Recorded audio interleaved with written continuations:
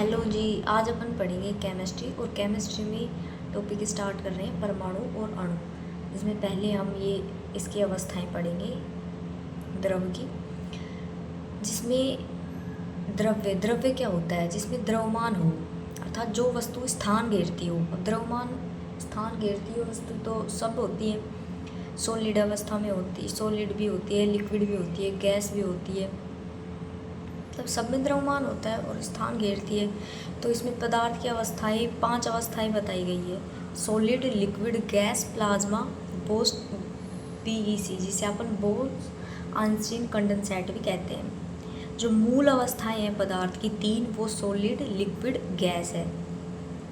अगर एग्ज़ाम में क्वेश्चन आए कि मूल अवस्थाएं, तो 3 ही है, सॉलिड, लिक्विड और गैस। ये पदार्थ की मूल अवस्थाएं हैं। पदार्थ की चौथी अवस्था है जो प्लाज्मा है, ये उच्च ताप पर संभव है, ये निम्न ताप पर संभव नहीं है, ये उच्च ताप पर ही संभव है।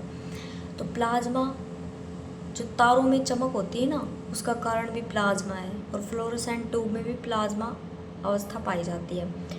जो फ्लोरोसेंट ट्यूब क्या होती है, जैसे नाइट में हम देखते हैं कि कई कपड़े वगैरह पहनते हैं जो हाईवे वगैरह पे हम, तो वो चमकते हैं, या वो पट्टी होती है जो चमकती है, उसमें प्लाज्मा अवस्था पाई जाती है। प्लाज्मा अवस्था में होती है, वो फ्लोरोसेंट ट्यूब होती है। तो अब सॉलिड, लिक्विड और गैस, इसे 3, सॉलिड, लिक्विड और गैस, ये 3 पार्ट में है। अब इनको देखो, इनका आकर्षण बल। सॉलिड में पार्टिकल पास पास होते हैं, इसलिए इनका आकर्षण बल मैक्सिमम होता है। और लिक्विड में सॉलिड से थोड़ा दूर दूर होते हैं पार्टिकल, इसलिए इसका आकर्षण बल मध्यम होगा। और गैस के जो पार्टिकल है वो लिक्विड से भी ज़्यादा थोड़ा दूर दूर होते हैं, इसलिए आकर्षण बल इसमें मिनिमम होगा। अब आकार सॉलिड का तो निश्चित है, लिक्विड का है निश्चित, और गैस का भी है निश्चित। आयतन सेम, ऐसे आयतन इसका सॉलिड का निश्चित, लिक्विड का आयतन निश्चित है और गैस का अनिश्चित, क्योंकि गैस के अणु ज़्यादा दूर दूर होते हैं तो इसका आयतन अनिश्चित है। अब डेंसिटी घनत्व होता है, डेंसिटी घनत्व। अब डेंस का मतलब होता है सघन मीन्स घना, और घना के पार्टिकल पास पास होंगे। तो जब इसके पार्टिकल पास पास होंगे तो सॉलिड की जो डेंसिटी है वो मैक्सिमम होगी, क्योंकि सॉलिड के जो पार्टिकल है वो पास पास है। लिक्विड में ऐसे ही देखो, इसके पार्टिकल थोड़ा दूर दूर है, इसलिए मध्यम, और गैस के पार्टिकल मिनिमम, ऐसे हो गया। इसमें बता रहा है कि जब डेंसिटी कम होती है तो मास कम होगा तो इसका वेट कम होगा, मतलब हल्की वस्तु ऊपर आ जाती है। डेंसिटी अधिक होगी तो मास अधिक होगा तो वेट अधिक होगा, वेट अधिक तो भारी नीचे कौन, क्योंकि डेंसिटी का ये फॉर्मूला है m/v। ठीक, यहाँ W बराबर mg द्रव्यमान और गुरुत्वीय त्वरण, भार द्रव्यमान और गुरुत्वीय त्वरण का मल्टीप्लाई होता है। अब विसरण मिनिमम, मैक्सिमम और मैक्सिमम। विसरण मतलब जब ताप बढ़ाते हैं ना तो गैसों में विसरण की दर बढ़ती है। कैसे? क्योंकि ताप बढ़ाएंगे तो गर्म करेंगे, मीन्स तो उसके जो पार्टिकल्स हैं और दूर जाएंगे, इसलिए गैसों में जो विसरण की दर है, विसरण मतलब फैलना, तो उसकी दर बढ़ेगी। अब देखो इसके एग्जाम्पल हम देखते हैं, इसके डेंसिटी वाले के। जैसे बर्फ़ है, एक सेकंड, बर्फ़ है, ये देखो इसके एग्जाम्पल है। बर्फ़ है जो अल्कोहल में डूब जाती है, क्योंकि जल की डेंसिटी बर्फ़ से अधिक है, डेंसिटी अधिक है। लेकिन तेल जल पर तैरता है, क्यों? क्योंकि तेल की डेंसिटी कम होती है। तो एक बात याद रखनी कि जिसकी डेंसिटी कम होगी वो उसके ऊपर तैरेगी, पानी के ऊपर। इसलिए बर्फ़ जब बर्फ़ अल्कोहल में डूब जाती है, क्योंकि अल्कोहल की डेंसिटी ज़्यादा होती है सॉरी बर्फ़ की डेंसिटी ज़्यादा होती है और अल्कोहल की डेंसिटी कम होती है, इसीलिए डूब जाती है। और जो बर्फ़ है वो जल के ऊपर तैरती है, क्योंकि जल की डेंसिटी अधिक होती है और बर्फ़ की डेंसिटी कम होती है। जैसे ताप हम बढ़ाएंगे तो काइनेटिक एनर्जी, गतिज ऊर्जा बढ़ेगी, तो पार्टिकल दूर दूर होंगे, तो डेंसिटी में कम होगी, हल्की ऊपर हो जाएगी, मतलब हल्की हो जाएगी तो ऊपर उठेगी। अब ये देखो, अगर गर्म करेंगे पार्टिकल तो नीचे से ऊपर की ओर जाएंगे पार्टिकल, और ठंडे पार्टिकल ऊपर से नीचे की ओर आते हैं। अब देखो, जैसे कि हम पानी को गर्म करते हैं, गर्म होने पर बुलबुले पानी के ऊपर की साइड जाते हैं, इसलिए गर्म करने पर नीचे से ऊपर की ओर जाएंगे पार्टिकल। और ताप को अगर हम कम कर दें, काइनेटिक एनर्जी कम हो जाएगी, तो पार्टिकल पास पास आ जाएंगे, तो डेंसिटी अधिक हो जाएगी, तो वो भारी और नीचे हो जाएगी। संपीड़ितता में सॉलिड, लिक्विड, गैस। अभी आप पदार्थ की अवस्था खत्म हो गई और हमारा यहाँ से टॉपिक शुरू होता है परमाणु, अणु। अब कणाद ने पदार्थ की विभाज्यता के बारे में बताया। कणाद के अनुसार यदि पदार्थ को विभाजित किया जाए तो यह सूक्ष्म कणों में विभाजित हो जाता है तथा अंत में एक सीमा ऐसी आती है जब यह विभाजित होना बंद कर देता है। इस प्रकार प्राप्त सूक्ष्म अविभाज्य कण परमाणु कहलाया। अब देखो, कणाद ने बताया कि विभाज्यता के बारे में बताया कि कोई एक पदार्थ है, हम उसको सूक्ष्म कणों में विभाजित कर देते हैं। अब जैसे अंतत की एक सीमा होती है जब वह टूटना बंद कर देता है। जैसे कोई भी एक चीज़ ले लो, उसको कागज़ ले लो, कागज़ को फाड़ो फाड़ो, लास्ट में एक ऐसी अवस्था आएगी उसकी कि वो आप अपन उसको नहीं फाड़ सकते, तो जो वो है ना, वो बचेगा जो लास्ट में, वही सूक्ष्म अविभाज्य कण परमाणु कहलाता है, उसे परमाणु कहते हैं। तो किसी भी पदार्थ का सूक्ष्म अविभाज्य कण परमाणु कहलाता है।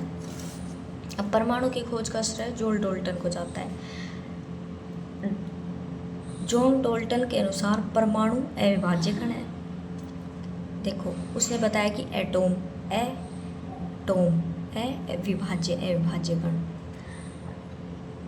फिर हम पढ़ेंगे डाल्टन का परमाणु सिद्धांत। इसके अनुसार परमाणु अविभाज्य है। किसी एक ही तत्व के समस्त परमाणु का द्रव्यमान तथा रासायनिक गुण समान होते हैं। इसने कहा है डाल्टन ने अपना सिद्धांत दिया, परमाणु सिद्धांत। उसमें उसने कहा कि परमाणु अविभाज्य कण है, जो हमने पहले पढ़ा था, कणाद ने बता दिया था। और किसी एक ही तत्व के समस्त परमाणु का द्रव्यमान तथा रासायनिक गुण समान होते हैं। अब इसने ये कहा कि कोई एक तत्व है, उसके समस्त परमाणु का द्रव्यमान और रासायनिक गुण भी समान होगा। भिन्न भिन्न तत्वों के परमाणु के द्रव्यमान तथा रासायनिक गुण भिन्न भिन्न होते हैं।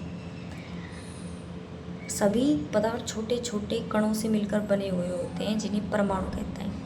अब कोई भी चीज़ है, वो छोटे छोटे कणों से मिलकर ही तो बनी होगी, तो उसे परमाणु कहा जाता है।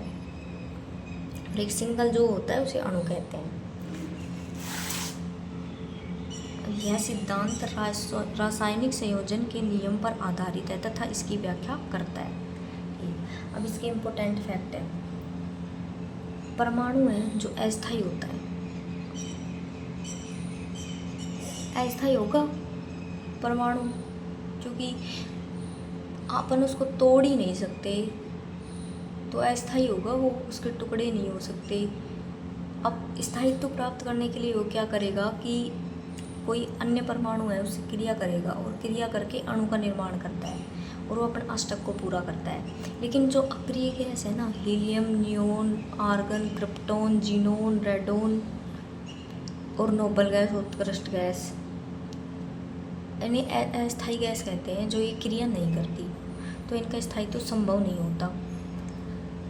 कोई भी परमाणु अपना स्थायित्व प्राप्त करने के लिए अन्य परमाणु से मिलकर क्रिया करता है, और उसके बाद मतलब इसमें जब वो क्रिया करता है तो अपने अष्टक को पूरा करता है। लेकिन अक्रिय गैसें है जो अस्थायी गैस है, और वो क्रिया नहीं करती, और इसीलिए इनका स्वतंत्र स्थायित्व संभव नहीं है। अतः परमाणु अवस्था में पाई जाती है। सामान्यतः परमाणु स्वतंत्र अवस्था में नहीं पाए जाते। अणु परमाणु से अधिक स्थायी होता है। अब अणु परमाणु से तो अधिक स्थायी होता ही है, H2O, H2O2, N2Cl2 सहसंयोजक बंध बनाकर स्थायी हो जाते हैं। अब देखो सहसंयोजक बंध किन किन के बीच बनेगा? अधातु के मध्य सहसंयोजक बंध बनेगा जब हम नॉन मेटल नॉन मेटल होंगी तो सहसंयोजक बंध बनेगा, और मेटल और नॉन मेटल के बीच आयनिक बॉन्ड बनेगा।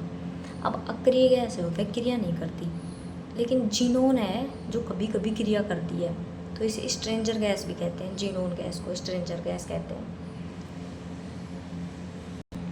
परमाणु के बाद अणु परमाणु परस्पर अभिक्रिया कर अणु का निर्माण करते हैं। मतलब जब दो परमाणु आपस में मिलेंगे तो एक अणु का निर्माण करेंगे। जैसे हाइड्रोजन ये दो परमाणु हैं तो मिलके एक अणु का निर्माण करेंगे, और नाइट्रोजन ऑक्सीजन ऐसे करेंगे। परमाणु की तुलना में अणु अधिक स्थायी होते हैं और अणु का स्वतंत्र स्थायित्व संभव है।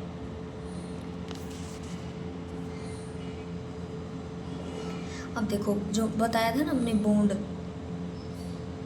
कि नॉन मेटल के बीच कोवैलेंट बॉन्ड सहसंयोजक बंध, और मेटल और नॉन मेटल के बीच आयनिक बॉन्ड, वो कैसे बनता है? वो बनता है कि सहसंयोजक बंध में तो इलेक्ट्रॉन के साझे के द्वारा बनता है, मतलब इलेक्ट्रॉन का साझा करते हैं।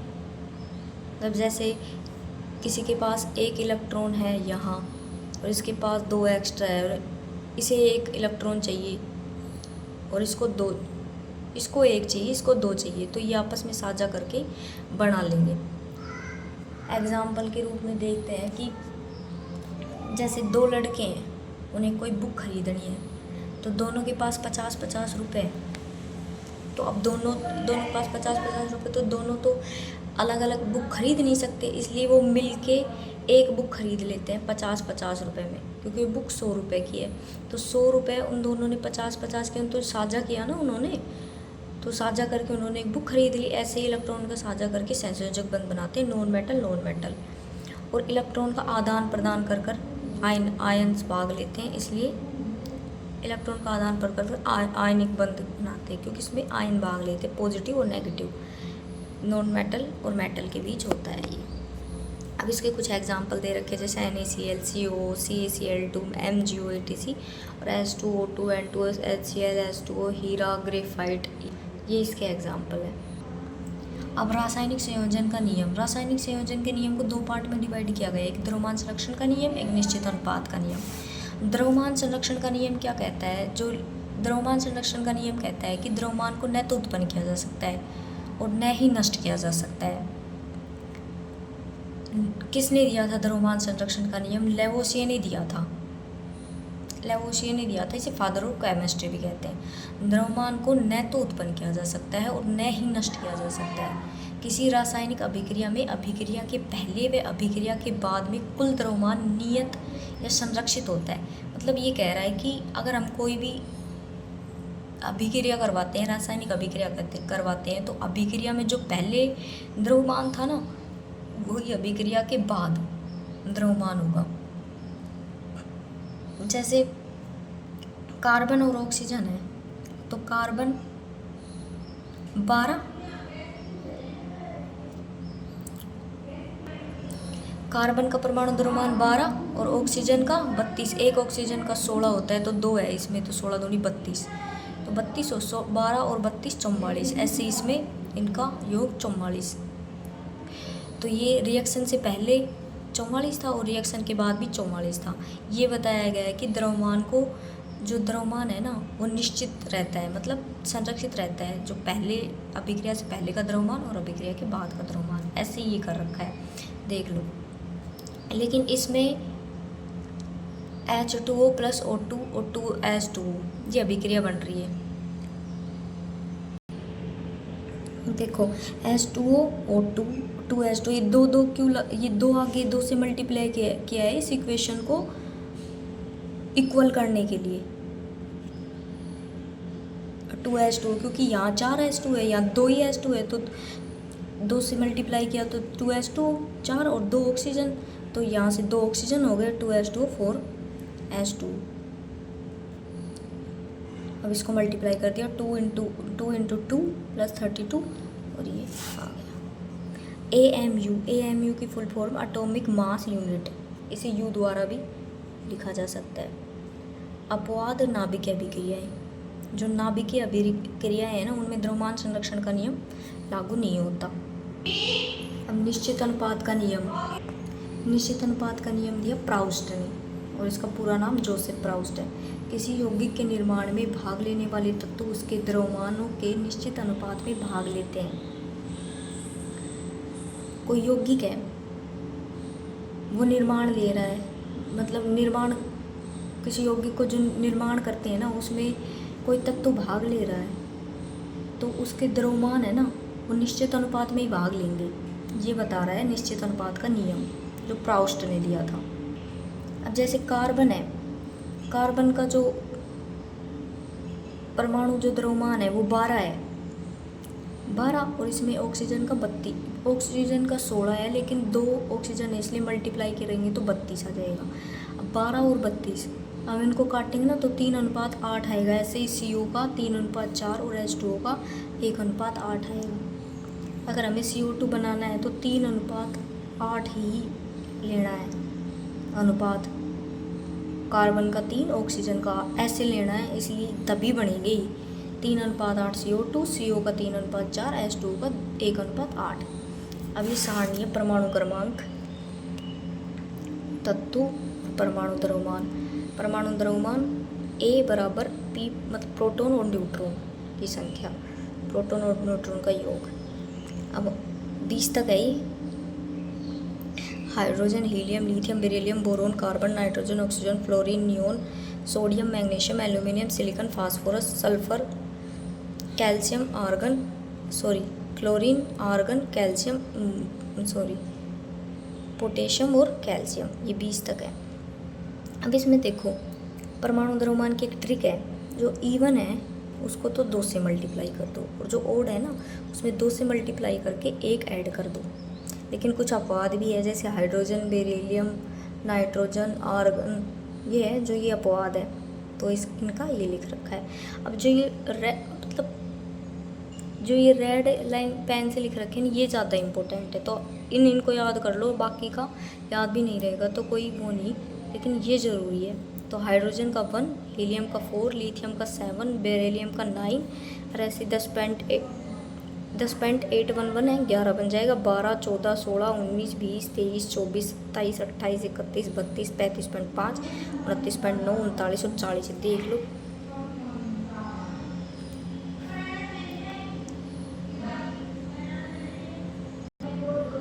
अब इलेक्ट्रॉन, प्रोटॉन, न्यूट्रॉन की संख्या ज्ञात करना, ये हम कल सीखेंगे। Bye bye.